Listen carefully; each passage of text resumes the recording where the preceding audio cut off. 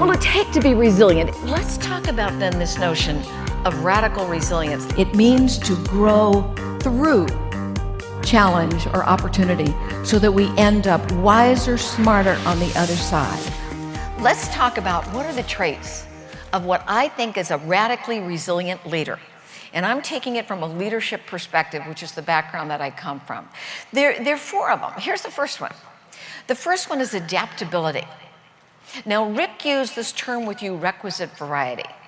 We also, yes, Eileen, to be resilient, I have to be adaptable. Requisite variety moves it to a far greater level. What requisite variety says, if you listen to what Rick said, it means that the organism with the greatest number of responses to any situation is the one that survives. So in other words, if you and I were playing chess, and I only knew 2 chess moves, and you knew 22 chess moves, who's going to win the chess game, you or me? You're going to win it, aren't you? So my notion of adaptability is how many ways can I find to respond to a given situation? Let me give you an example what happens if you don't have multiple ways of responding to a given situation. Years and years ago, I was brought into a corporation. You can tell it was years and years ago because after I had addressed the management team that was there, they asked me to address the spouses.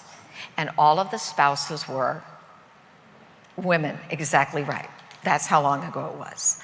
So I was addressing the wives, and I had shared with the wives that there had been this piece of research that had come across my desk that said passion and hunger produce the same look on a man's face.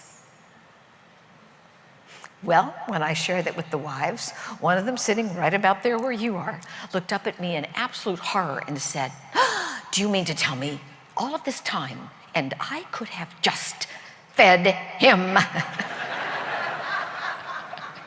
That's not adaptability. So I'm going to spend a lot of time talking about how do we become more and more adaptable in our responses to a given situation. Here's the second skill. The second skill is agility. It's speed coupled with wisdom. 2 very important parts. How fast can I get that the world is changing around me? How quickly can I make those reports? And how can I do it with wisdom? The third part, which I think is a critical resiliency skill, is laughability. The ability to keep a sense of humor, because that's going to tell you what's really important and what is not. And the last one is alignment. Alignment says, am I lined up with what is my perceived mission and values and goals?